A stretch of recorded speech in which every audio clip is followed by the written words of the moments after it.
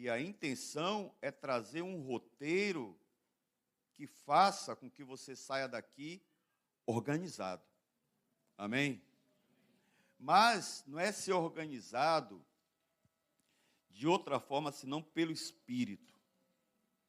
E trazer esperança de que a palavra de Deus, ela nos organiza. Para isso, nós primeiro queremos fazer assim uma radiografia dos nossos dias. Nós sabemos que com o avanço tecnológico, muita coisa mudou. Tinha um homem chamado Milton Santos, ele era um sociólogo do Brasil, ele ganhou o prêmio Laudrmes, ou alguma coisa aqui, que era o correlato ao Nobel, que não tem Nobel de Geografia. Ele era professor da USP, considerado a maior autoridade em globalização no mundo. E esse homem falava da questão do território e do espaço. O que significa isso? Nós estamos ocupando esse território aqui, bata o pé no chão, você não está aqui no chão, esse território que você está. Mas também nós estamos ocupando esse espaço porque nós estamos tendo aqui interação. Mas quando você pega o celular, que você está conversando com outra pessoa, você está dentro da sua casa, ocupando aquele território, mas você está ocupando outro espaço. Você pode estar na sua casa falando com os Estados Unidos, falando com a África. Ou seja, isso nunca aconteceu na história da humanidade, em tempo real. Sem contar com todo o aparato tecnológico de elementos subliminares.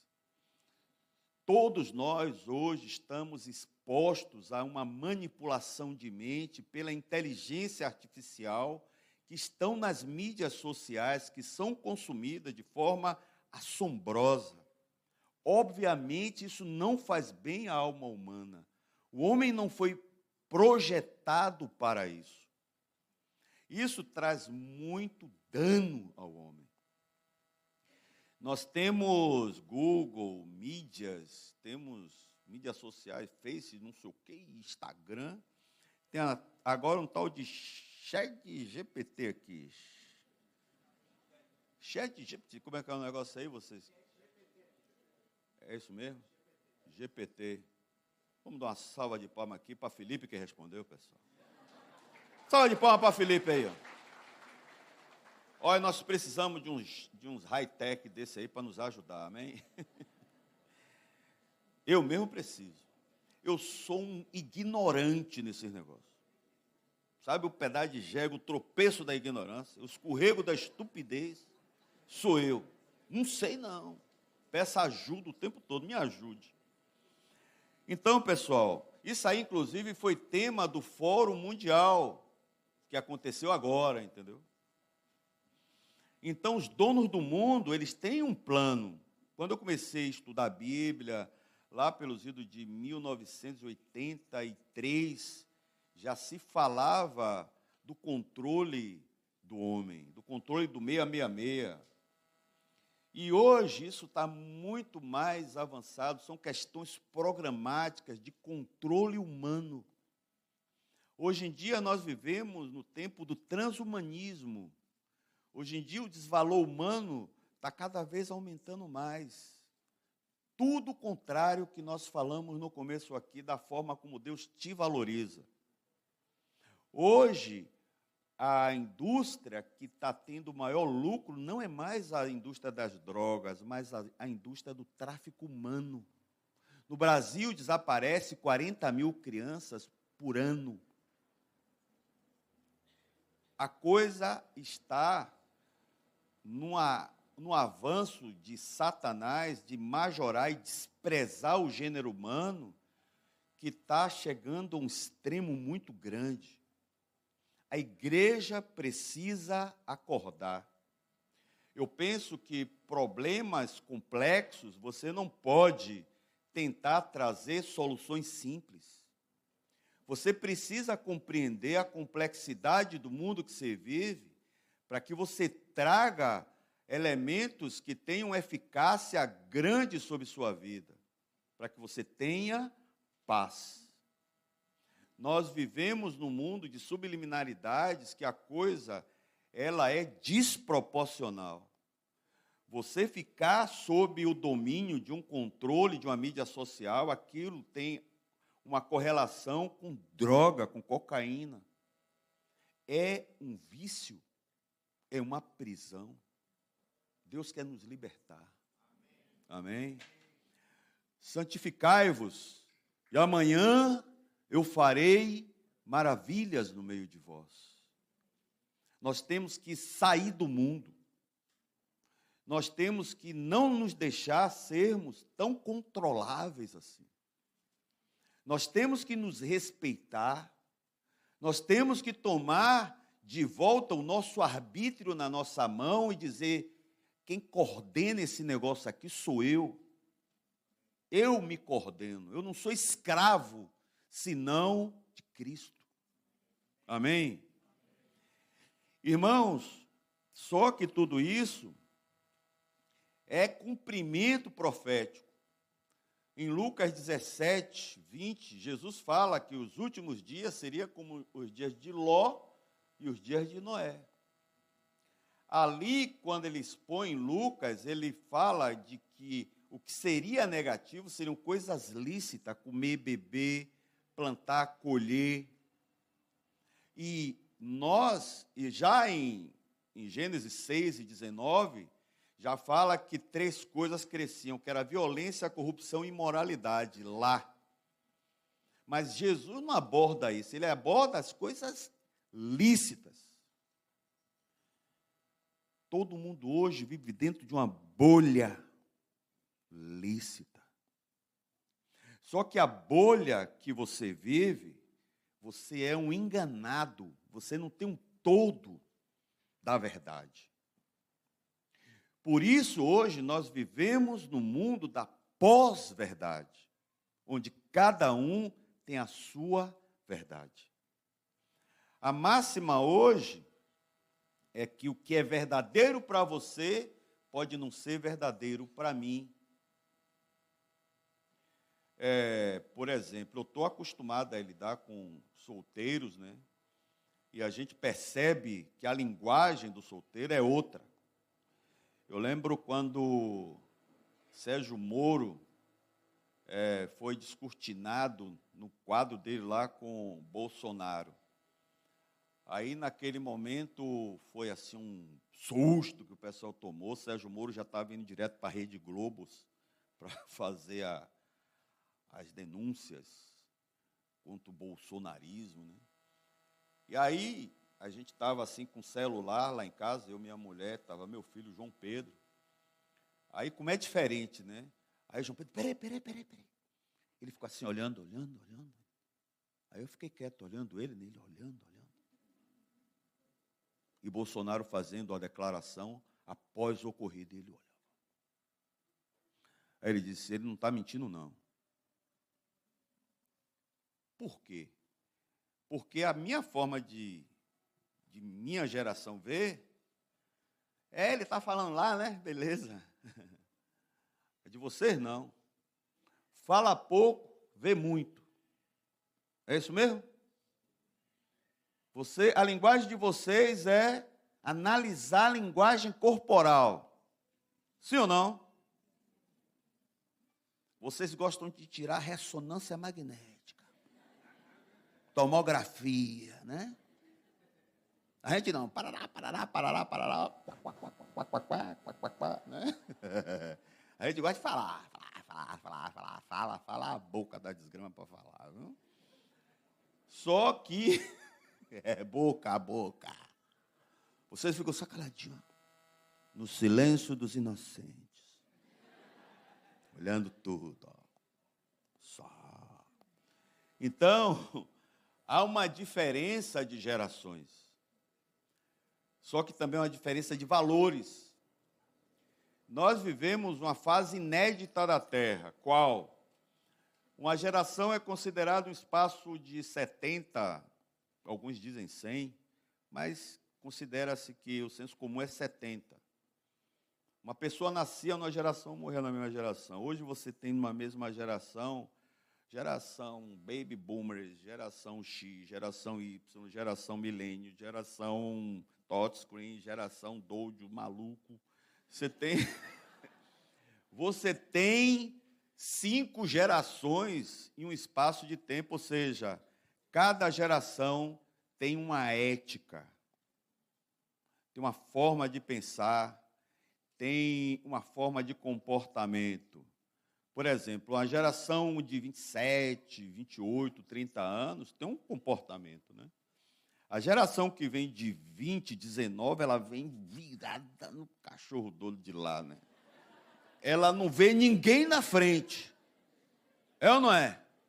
Esse pessoal dessa idade não tem pai nem mãe, não tem início de dia, não tem fim de existência.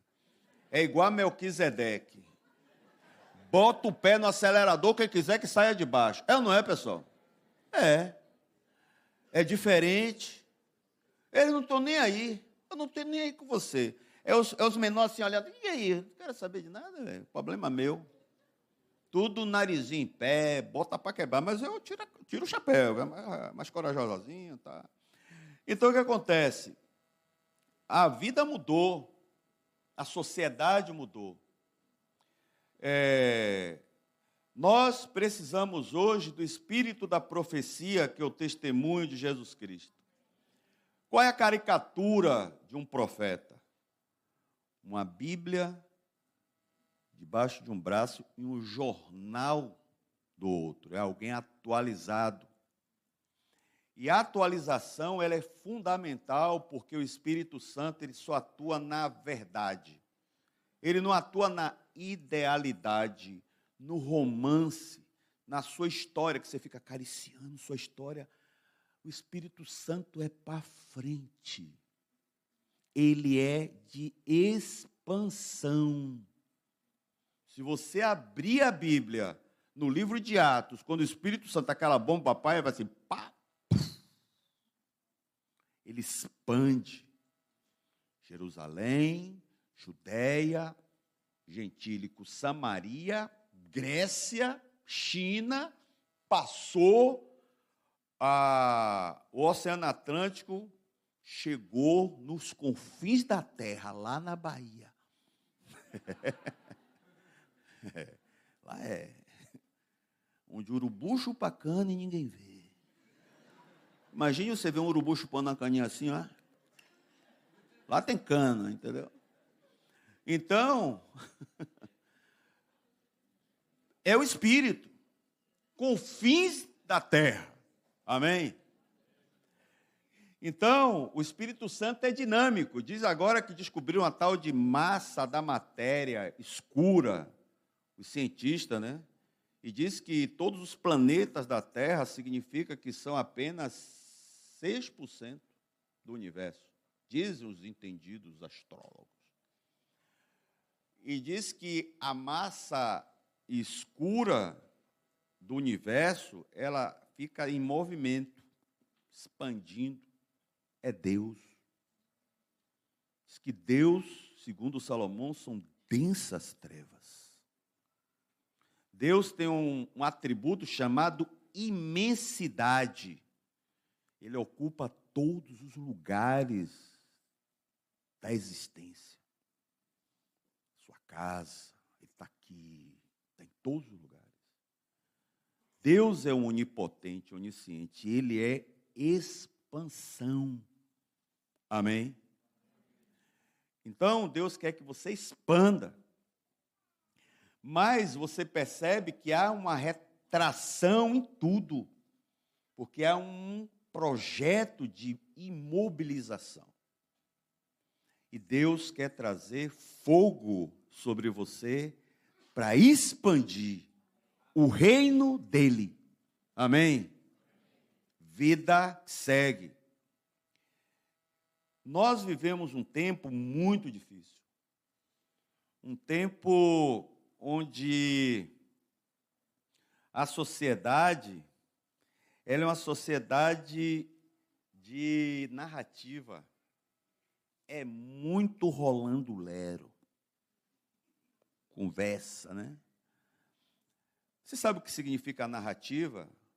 Às vezes o cara fala, não, narrativa é um relato que alguém vai contar. Não, mas narrativa está associado à ficção, a criação de uma realidade, né? Então, a narrativa está ligada à poesia, à fábula, a uma coisa mais criada, que ela não tem a precisão da verdade. Agora, essa sociedade de narrativa, vocês já viram falar de niilismo? A cabeça de Karl Marx, né? Ela é niilista, não tem moral. Não tem. Então, as coisas, elas hoje, o próprio homem, ele determina o que é certo e errado. É o fim do mundo. Irmãos, eu não sei se eu vou conseguir terminar esse negócio hoje, não, porque eu estou falando cada detalhe aqui, ainda estou na primeira página. Então, o que acontece?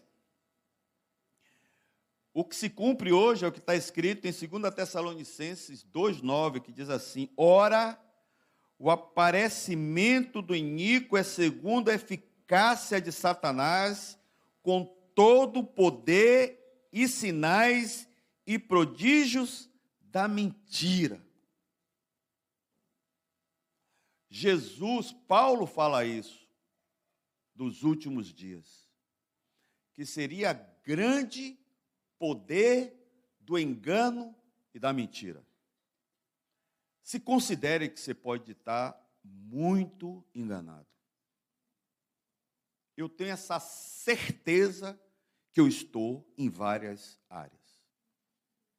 Nós temos um processo de condução, de manipulação de mentes muito forte. Nós somos pequenininhos. Imagine que o cara já está com um programa popularizado, que você diz, eu quero uma redação que fale sobre Noé. Noé é da Bíblia, pararará, e você pega, não precisa nem estudar mais, viu?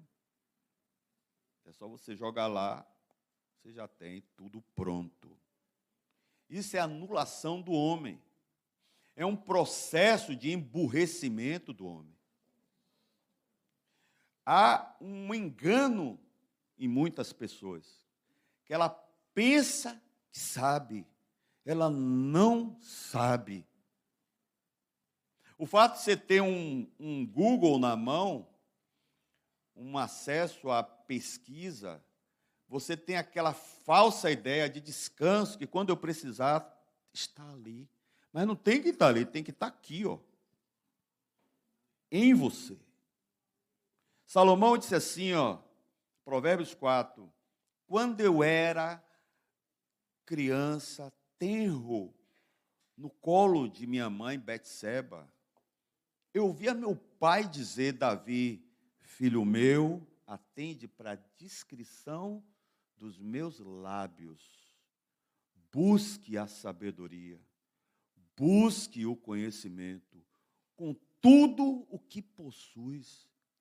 Se o buscares, ele te guardará. Se o observares, ele te protegerá. Será sobre ti um diadema de glória e ele te exaltará. Com Deus, irmãos, está a sabedoria. Busque o conhecimento, saia do engano, estude, leia, procure se informar com a santa desconfiança que você está dentro de uma bolha. A ignorância é a melhor forma de você fazer uma pessoa ser facilmente controlada. Por isso que a palavra de Deus diz, busque a sabedoria, busque o entendimento, com tudo o que possuis. Provérbios 4. O primeiro livro do Novo Testamento que foi inspirado não foi Mateus, foi Tiago, irmão do Senhor, 40 anos.